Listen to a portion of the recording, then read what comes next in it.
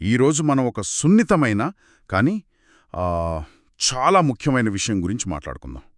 మనకు ఇష్టమైన వాళ్ళు దూరమైనప్పుడు కలిగే ఆ తీవ్రమైన బాధ, దాని నుండి మానసికంగా ఎలా కోలుకోవాలి అనే దానిపై కొంచెం లోతుగా చర్చిద్దాం. మన చర్చకు ఆధారం శోకం నుండి శాంతికి మానసిక స్వస్థత మార్గం అనే రచన. మన ఉద్దేశమేంటంటే, ఈ బాధ గుండా వెళుతున్నప్పుడు కలిగే దుఃఖం, కొన్నిసార్లు అది గాయంలా మారే అనుభూతులుంటాయి గదా, వాటిని కొంచెం విడమర్చి చెప్పడం, ఇంకా కోలుకునే దారిని సింపుల్గా ఎలా అర్థం చేసుకోవాలో చూడటం. అవును, కరెక్ట్. ప్రియమైన వారిని కోల్పోవడమనేది అది మాటల్లో చెప్పలేని అనుభవం. ఆ సమయంలో వచ్చే బాధ, కోపం, కన్ఫ్యూజన్ ఇవన్నీ దుఃఖంలో భాగమే, సహజం కూడా. అయితే ఆ నష్టం జరిగిన తీరు, అంటే అనుకోకుండా జరగడం లేదా చాలా బాధాకరమైన పరిస్థితిలో జరగడం, అలాంటి మనల్ని బాగా కుదిపిస్తాయి. మన సేఫ్టీ ఫీలింగ్ దెబ్బతింటుంది. అప్పుడది గాయంలా, అంటే ట్రామాలా మారొచ్చు. అంటే దుఃఖం వేరు, గాయం వేరా, లేక కలిసే ఉంటాయా? మంచి పాయింట్.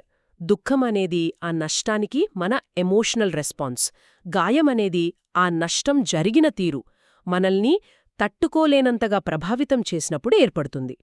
రెండు వేరువేరు, కానీ చాలాసార్లు కలిసే ఉంటాయి. ఇది గుర్తించడం ముఖ్యం. సరే, దీన్ని కొంచెం వివరంగా చూద్దాం.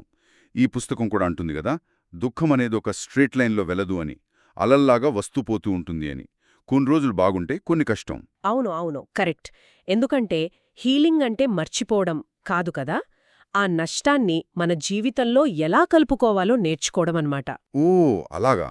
ఆ బాధ, కోపం, నిస్సహాయత ఇలాంటి ఫీలింగ్స్ అన్నిటినీ మనం ఒప్పుకోవాలి, జడ్జి చెయ్యకూడదు. అంటే అయ్యో ఇలా ఫీలవ్వకూడదే అనుకోకుండా వాటిని గమనించాలి, అంతే. వాటిని గమనించాలి. వాటిని అణచివేయడానికి ట్రై చేస్తే ఆ నొప్పి ఇంకా ఎక్కువ కాలం ఉంటుంది. అదే ఈ పుస్తకం చెప్పేది. వాటిని యాక్సెప్ట్ చేస్తేనే అవి మనకేం చెప్తున్నాయో అర్థం చేసుకుని మెల్లగా ముందుకు వెళ్ళగలం. అంటే ఆ కష్టమైన భావాలన్నీ కూడా స్వీకరించాలన్నమాట. ఇది కొంచెం కష్టమేమో. దీనికి సెల్ఫ్ కంపాషన్, స్వీయ కరుణ అంటారు కదా, అది హెల్ప్ చేస్తుందా? ఖచ్చితంగా. అదే కీలకం, చాలా చాలా ముఖ్యం. పుస్తకం చెప్పేదేంటంటే, మనల్ని మనం ఒక మంచి ఫ్రెండ్లా చూసుకోవాలి. మన ఫ్రెండ్ బాధలో ఉంటే ఎలా ఓదారుస్తామో, ఎంత ఓపికగా ఉంటామో, అలాగే మనతో మనముండాలి, దయతో. ముఖ్యంగా గిల్ట్ ఫీలింగ్స్ వస్తాయి కదా, నేను అలా చేసి ఉండాల్సింది, ఇలా చేసి ఉంటే బాగుండేది అని. అవునవును, అవి చాలా వేధిస్తాయి. సహజం అవి. వాటిని గుర్తించి ఆ టైంలో నాకు తెలిసినంతలో చేయగలిగినంత చేశాను అని మనకి మనం చెప్పుకోవాలి. ఆ ఫీలింగ్స్ని సున్నితంగా ప్రశ్నించాలి. పూర్తిగా పోకపోయినా వాటి పట్టు తగ్గుతుంది. మనల్ని మనం చూసుకోవడం ఓకే, మరి ఇతరుల సపోర్ట్, అది కూడా ముఖ్యమే అంటారా? చాలా ముఖ్యం. మనల్ని అర్థం చేసుకునే ఫ్రెండ్స్, ఫ్యామిలీ మెంబర్స్తో మాట్లాడటం, అది పెద్ద రిలీఫ్. కొన్నిసార్లు జస్ట్ మన బాధని ఓపికగా వినేవాళ్లుంటే చాలు. నిజమే. ఇంకా ఈ పుస్తకం సపోర్ట్ గ్రూప్స్ గురించి కూడా చెప్తుంది. అంటే మనలాంటి నష్టాన్ని అనుభవించిన వాళ్లతో మాట్లాడటం. అక్కడ మన ఎక్స్పీరియన్సెస్ షేర్ చేసుకుంటే నేనొక్కదాన్నే కాదు అనే ఫీలింగ్ వస్తుంది, ఒంటరితనం తగ్గుతుంది. సరే, ఒకవేళ ఈ ఫీలింగ్స్ మరీ ఎక్కువగా ఉంటే, కంట్రోల్ అవ్వకపోతే? అప్పుడు ప్రొఫెషనల్ హెల్ప్, అంటే థెరపిస్ట్ లేదా కౌన్సెలర్ సహాయం తీసుకోవడం చాలా అవసరం. అది బలహీనత కాదు, మన ఆరోగ్యం పట్ల మనకున్న శ్రద్ధ, ధైర్యం, సరైన గైడెన్స్ దొరుకుతుంది. ప్రియమైన వారి జ్ఞాపకాలని గౌరవించడం గురించి కూడా చెప్పారు కదా మీరు. మరి వాళ్ళని గుర్తు చేసుకోవడం వల్ల బాధ ఎక్కువ అవదా, లేక అది కూడా హీలింగ్లో భాగమేనా? అది హీలింగ్లో చాలా ముఖ్యమైన భాగం. వాళ్ళని గుర్తు చేసుకోవడం అంటే మళ్లీ బాధపడటం కాదు, వాళ్ల ప్రేమను, వాళ్ల ఇన్ఫ్లుయెన్స్ని మన లైఫ్లో బ్రతికించుకోవటం. ఎలా? కొన్ని ఉదాహరణలు చెప్పగలరా? పుస్తకం కొన్ని ఐడియాస్ ఇస్తుంది. వాళ్లతో మాట్లాడుతున్నట్టు డైరీ రాయడం, వాళ్లకిష్టమైన వంట చేసి అందరికీ పెట్టడం, వాళ్ల పేరు మీద మొక్క నాటడం, లేదా వాళ్లకి నచ్చిన చారిటీకి సపోర్ట్ చేయడం. ఇవన్నీ వాళ్లతో మన బంధం కంటిన్యూ అవుతుందని, వాళ్ల ప్రేమ మనతోనే ఉందని గుర్తుచేస్తాయి. ఇవన్నీ బానే ఉన్నాయి, కానీ ఒక్కోసారి ఆ బాధ భరించలేనంతగా వస్తుంది కదా, ఆ టైంలో తట్టుకోవడానికి ఏమైనా హెల్దీ కోపింగ్ మెకానిజమ్స్ ఉన్నాయా? ఉన్నాయి. అవే చాలా అవసరం. పుస్తకం మైండ్ఫుల్నెస్ గురించి చెప్తుంది. అంటే ఆ క్షణంలో మన చుట్టూ ఏం జరుగుతోంది, మన లోపలేం జరుగుతోంది అని గమనించడం. ఓ, మైండ్ఫుల్నెస్. అది ఆ తీవ్రమైన ఎమోషన్స్ నుండి కొంచెం డిస్టెన్స్ క్రియేట్ చేస్తుంది.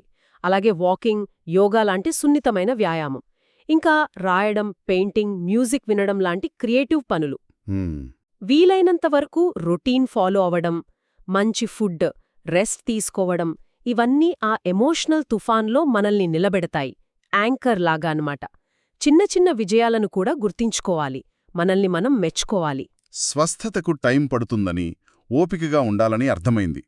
కాని కొన్నిసార్లు ఎంత ట్రై చేసినా అక్కడే ఆగిపోయినట్టు, స్టక్ అయినట్టు అనిపిస్తుంది కదా అప్పుడు. అవును, అలా అనిపించడం కూడా సహజమే. సహనం చాలా ముఖ్యం. హీలింగ్ అనేది ఒక ప్రాసెస్, గమ్యం కాదు.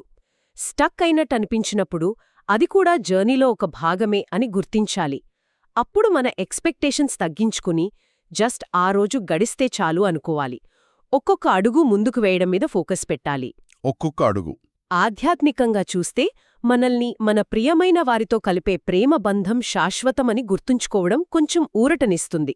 వాళ్ళు ఫిజికల్గా లేకపోయినా వాళ్ల ప్రేమ, వాళ్ల లెసన్స్ మనతోనే ఉంటాయి. హ్మ్. టైం గడిచే కొద్దీ లైఫ్తో మళ్ళీ కొత్తగా కనెక్ట్ అవ్వడం సాధ్యమే. దీన్నే కొత్త నార్మల్ అంటారు.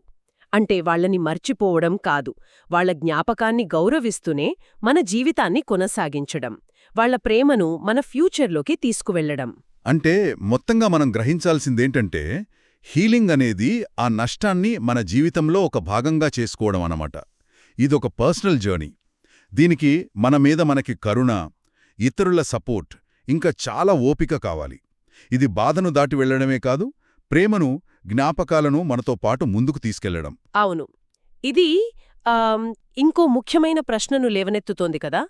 ఈ తీవ్రమైన దుఃఖాన్ని ఎదుర్కొంటూ మన జీవితాన్ని మళ్లీ నిర్మించుకునే ప్రయత్నంలో మనం కోల్పోయిన మన ప్రియమైన వారిలో మనం మెచ్చుకున్న లక్షణాలుంటాయి కదా, వాళ్ల దయ, ధైర్యం లేదా సెన్స్ ఆఫ్ హ్యూమర్ ఉంటాయి. ఆ లక్షణాలు మన సొంత మార్గాన్ని వెతుక్కోవడంలో, ఈ కష్ట సమయంలో మనకు దారి చూపే వెలుగులా ఎలా మారగలవు? దీని గురించి ఆలోచించడం కూడా బహుశా స్వస్థతలో ఒక భాగమేనేమో.